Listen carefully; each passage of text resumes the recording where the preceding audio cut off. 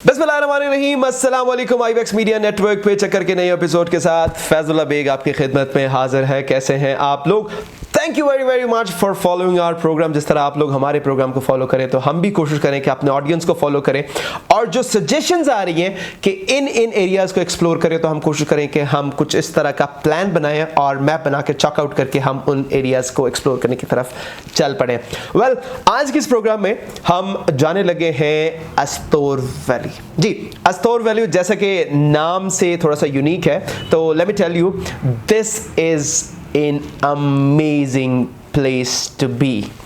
Seriously, मतलब अगर natural beauty की बात की जाए तो यहाँ पे नेचर आपको हर जगह पे मिलेगा। बल्कि मैं ये भी कह सकता हूँ, या फिर ये कहते हुए मैं गलत नहीं होऊंगा, कि मां सिवाय अस्तोर शहर के पूरा ये इलाका रिमोट है। एक्सेस 6 महीने तो खैर एक्सेस होती ही नहीं ना, रोड की एक्सेस तो स्नो की वजह से बंद, इंटरनेट सिग्नल्स समझ रहे हैं ना आप, तो बिल्कुल यही वाला हाल। लेकिन अच्छी बात यह है, द बेस्ट पार्ट यहाँ के लोग बहुत अच्छे हैं। बिसाइड्स द फैक्ट कि हार्श मौसम में रहते हैं और बहुत मुश्किलात का सामना है in terms of infrastructure, in terms of health facilities, in terms of education, but let me tell you,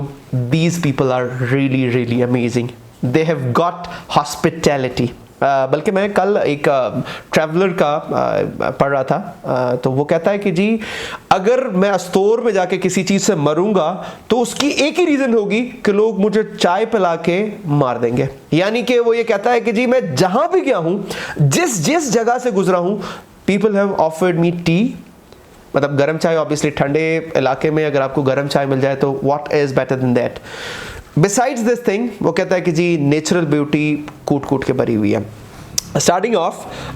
Astore valley की अगर बात की जाए तो अस्तोर वैली जो है वो तकरीबन 120 किलोमीटर लॉन्ग है और 5000 स्क्वायर फीट पे,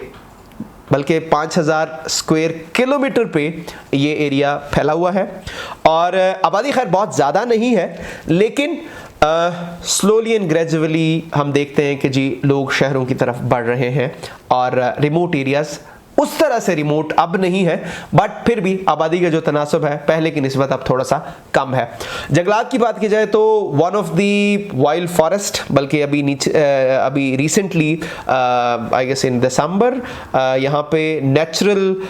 जो हमारा फॉरेस्ट है वो भी डिक्लेयर हुआ है। और बल्कि उस जोन की अगर बात की जाए तो अब उस जोन में कमर्शियल एक्टिविटी उस तरह से नहीं हो सकती, और उसको संभालने के लिए या उसका ख्याल रखने के लिए एक पूरी टीम या फिर एक पूरा इदारा जो है वो काम कर रहा है ताकि उसकी प्रिजर्वेशन जो है वो की जा सके, ताकि जो यहाँ पे एक नेचुरल सिस्टम है या इवन इकोसिस्टम में जो जानवर हैं या जो और चीज़ें हैं उनके फ़रोग को यकीनी बनाया जा सके, तो वो एक अलग सिलसिला है। कमिंग ऑफ चक्कर, क्योंकि ऑब्वियसली हम उस आमतौर पे उस पस मंज़र से देख रहे होते हैं या उस नुक्ता निगाह से, या अगर मैं कहूँ कि आमतौर पे हम इसको उस तरह से देख रहे होते हैं कि कैसे लोग आएंगे यहाँ पे सैर व तफरी करेंगे, तो एक्सेस, रोड एक्सेस की बात करते हैं। गिलगित सिटी नियरेस्ट सिटी है अगर आप बाय एयर आते हैं, या अदरवाइज अगर आप इस्लामाबाद से आते हैं तो ऑब्वियसली आजकल के इस टाइम में या गर्मियों के हिसाब से अगर बात की जाए तो नारायण खागान से आप एक्सेस करेंगे और आप वाया गिलगित, मतलब नियर टू गिलगित आप टर्न करेंगे आलम ब्रिज से टुवर्ड्स अस्तोर। तो एज इन एरिया एक्सप्लोर करने के हिसाब से बहुत प्यारा है, लेकिन रोड एक्सेस उतना अच्छा नहीं है। मतलब इनिशियली अगर आप अस्तोर सिटी की बात करते हैं तो यहाँ तक आपकी गाड़ी जाएगी, लेकिन वहाँ से आगे आपको 4x4 गाड़ी, या फिर अगर आप ट्रैकिंग के शौकीन हैं तो this place has got almost 100 valleys. Plains की बात की जाए तो इसमें अगर आप निकलने की बात करते हैं तो आप रामा को तो टच करते ही हैं, सिर्फ रामा की नहीं बल्कि रुपाल और देवसाई प्लेन्स को भी आप, मतलब यहाँ से टच करते हुए अगर आप सिकरदो की तरफ निकलने की कोशिश करते हैं तो आपके पास ये एक ऑप्शन भी बनती है। लेकिन फिर मैं यही कहूँगा कि आप कोशिश करें कि कोई बेहतर अपने साथ जो कन्वेंस है या बेहतर गाड़ी जो है आप उसको लेके जाएं। वैसे जाने को तो बल्कि अगर आप कार लेके जाते हैं तो आप लेके जा सकते हैं, but I would not be suggesting you कि जी आप अपने कार के साथ ये एक्सपीरियंस करें अगर आपकी अपनी गाड़ी है तो, वरना यू नो इट, मतलब मैं उसको उस तरह से कुछ नहीं कह सकूँगा। कमिंग ऑन टू के कौन कौन से एरियाज ऐसे हैं जो देखे जा सकते हैं, तो जैसे कि हमने पहले भी कहा, देवसाई प्लेन्स, रामा लेक और रूपाल वाली साइड जो है वो लाजमी देखनी चाहिए, बल्कि दीज आर समहाउ प्लेसेस के जो आजकल बहुत ज़्यादा कमर्शियल हो गए हैं, जिन जिन लोगों की एक्सेस है तो यहाँ पे जाते हैं, इन एरियाज़ को एक्सप्लोर करते हैं, और समहाउ आप ये कह सकते हैं कि हाई टाइम्स में जब आप जाएंगे तो आपको यहाँ पे रश जो है वो मिलेगा। जैसे जैसे आप अस्तोर वैली की तरफ बढ़ेंगे तो आप देखेंगे कि जो सीनरी है वो चेंज होती जाएगी, मतलब ड्रास्टिक चेंज है कि इनिशियली सिर्फ पहाड़ हैं, फिर अचानक से ग्रीनरी आ रही है, फिर पहाड़ आ रहे हैं, और फिर लश ग्रीन जो है वो आपको एक सामने व्यू जो है वो आपका इंतजार कर रहा होगा। बिल्कुल बगल में आपका नांगा पर्वत, द किलर माउंटेन, यानी आप वहां पे पहुंचते हैं तो आप द किलर माउंटेन को भी देख रहे होंगे, तो जो व्यू होगा वो काबिल दीद होगा, मतलब बहुत अच्छा होगा, बहुत बहुत प्यारा होगा। The thing which I would be telling you कि मौसम का आपने खास ख्याल रखना है, क्योंकि जैसे जैसे आप ऊपर जाते जाएंगे वैसे वैसे गर्मी कम और सर्दी ज्यादा होती जाएगी, और आप जैसे जैसे चलते जाएंगे तो अपने आप को ग्लेशियर्स में भी देखेंगे, यानी कि अगर आप वॉक या ट्रैक करने के शौकीन है तो आप बहुत आसानी से, खैर इतनी आसानी से भी नहीं, थोड़ी बहुत आपको फिजिकल फिटनेस आपकी लाजमी है, अगर आपकी फिजिकल फिटनेस थोड़ी सी होगी तो तब ही जाके आप ग्लेशियर्स तक जा सकते हैं और आप उनको एक्सप्लोर कर सकते हैं और आप उस एरिया को एंजॉय कर सकते हैं। आपके बगल में अस्तोर रिवर आपको रास्ता दिखाएगा, मतलब जाते में आपके मुखालिफ और आते में बिल्कुल आप उसके साथ साथ आ रहे होंगे। कभी रोड एक साइड पे यानी कि दरिया के एक साइड से, और कभी दूसरे साइड से, यानी बीच में आपको पुल नजर आएंगे, कभी आप राइट पे निकल रहे हैं, कभी आप लेफ्ट पे निकल रहे हैं। खैर इन पुलों में से कुछ पुल ऐसे हैं जो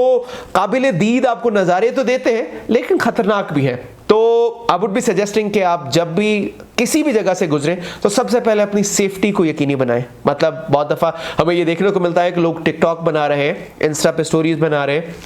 या कोई और स्टोरी बना रहे हैं जिसमें वो भूल जाते हैं कि यहाँ पे एक फैक्टर ये है कि आप अपने आप को किसी मुश्किल में डाल सकते हैं। तो बराए मेहरबानी आई वुड बी सजेस्टिंग कि जी आप इस तरह की कोई एक्टिविटी ना करें। खास तौर पे एक चीज कि अगर आप स्विमिंग के शौकीन हैं तो आप नदी नालों में कम से कम तैरने से गुरेज करें, क्योंकि कई दफा हमें ये देखने को मिलता है कि लोग मतलब आप लाहौर से या कहीं और से उठ के आ रहे हैं, आप ऑब्वियसली गर्मी के उस माहौल से निकल के आ रहे हैं, तो आपको लगता है कि जी मैं आसानी से मैं स्विम कर जाऊंगा क्योंकि मुझे स्विमिंग भी आती है। लेकिन जब आप नाले में आप पांव रखेंगे तो आपको अंदाजा होगा कि ये पानी बहुत ठंडा है, प्लस ये है कि आपको पता ही नहीं लगेगा कि आप किस पत्थर के साथ खुदा न खास्ता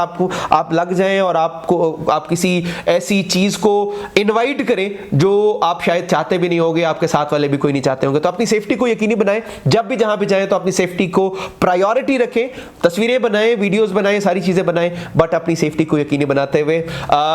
कोरोना है अभी खत्म नहीं हुआ तो थोड़ा सा SOPs का भी ख्याल रखें। This is what I would be suggesting you. इसके अलावा यह है कि आप एक्सप्लोर करना चाहते हैं तो कम से कम आपके पास 3-4 दिन होने चाहिए। खाने की अगर बात की जाए तो खाने के बहुत अच्छे तो होटल नहीं मिलेंगे, जो होटल्स आपको मिलेंगे तो मैं सजेस्ट यही करूंगा कि आपको अगर वहां पे दाल मिलती है, सब्जी मिलती है या जो भी चीज आपको वहां पे मिलती है, try this is going to be one of the finest meal you have ever had in your life. क्योंकि अगर आप थके भी हैं और आपको भूख भी लगी है तो आपको यकीनन वो खाना मजे का लगता ही लगता है। बहुत अच्छे होटल्स नहीं है, कैंपिंग के कुछ ऑप्शंस हैं अपने साथ। अगर आप कैंपिंग करते हैं, कैंपिंग के शौकीन है तो अपने साथ कैंप्स वगैरह लेके जाएं, आप इसको एक्सप्लोर कर सकते हैं। एक और बात जो हमने मतलब पहले भी बात की है और अब भी मैं यही कहूंगा कि यहाँ के लोग बहुत ज्यादा मेहमान नवाज हैं, तो आप इनकी हॉस्पिटैलिटी को अगर देखना चाहते हैं तो आप एक्सप्लोर करें, आप इन लोगों के साथ रहें, कोशिश करें। अगर आप यहाँ पे बच्चों के साथ इंटरैक्ट करते हैं तो कोई एक नई स्किल या कोई एक चीज़ जो आप में है तो वो लोगों में ज़रूर शेयर करें। और जब भी जाएं इन एरियाज़ में अपने पास अच्छा खासा टाइम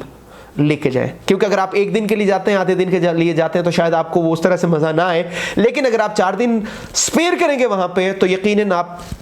कुदरत का भी शुक्रिया अदा करेंगे, अपना भी शुक्रिया अदा करेंगे और यकीनन आपको इन पहाड़ों में सुकून भी मिलेगा। वैसे तो खैर सुकून का आपको इट के जी सुकून कहाँ पे है मुझे मेरा ख्याल बताने की ज़रूरत नहीं है, but yet again these places are very very quite and they are amazing places to be there. आखिर में बस यही कहूँगा कि जब भी प्लान करें तो मौसम को ज़रूर देखें, क्योंकि मौसम के हिसाब से आप अपने कपड़े अपने साथ लेके जा रहे होंगे। उसके अलावा जब भी आप किसी नई जगह पे जा रहे होंगे तो कोशिश करें कि अपने साथ कोई लोकल टूरिस्ट या अगर आपका लोकल कोई दोस्त वहाँ पे मौजूद है तो उसकी रहनुमाई ज़रूर लें। तीसरा, अगर आप अपनी गाड़ी पे जा रहे हो तो अपनी गाड़ी की मेंटेनेंस को यकीनी बनाएं, इजाफी टायर और इस तरह की चीज़ों का खास तौर पे ख्याल रखें, क्योंकि बहुत दफ़ा ऐसा होता है कि आपका एक टायर तो शायद आपका स्पेयर टायर वो यूज़ हो गया होता है, आप उम्मीद में होते हैं कि शायद आप कोई टायर शॉप आएगी, तो अपने साथ एक्स्ट्रा अपने साथ अपनी चीज़ें जो है वो लेके जाएं। बैटरी आपकी ड्रेन हो जाएगी जब भी आप ठंडे इलाके में जाएंगे, तो ये भी एक पॉइंट है कि आपका गूगल मैप तो शायद खैर काम करेगा ही नहीं, उसके अलावा आपकी बैटरी भी ड्रेन होती रहेगी। तो इस तरह की तमाम चीज़ों को मद्देनजर रखते हुए अपने ट्रैवल को प्लान करें और हम दुआ करते हैं and obviously we are here to guide you. कोई भी आपकी क्वेरी होती है तो आप क्वेरी हमारे साथ शेयर कर सकते हैं, कोई आपके आइडियाज़ होते हैं तो वो हमारे साथ शेयर कर सकते हैं। हमारे चैनल को सब्सक्राइब करें अगर आप YouTube पे हमें देख रहे हैं, तो अगर आप Facebook पे IMN को देख रहे हैं तो हमारे प्रोग्राम्स को फॉलो करें और अपने नेक आरा से हमें जरूर आगाह करें। इंशाल्लाह मुलाकात होगी अपने नेक्स्ट प्रोग्राम में, तब तक के लिए दीजिए अपने होस्ट फैजुल्लाह बेग को इजाजत। अल्लाह निगहबान।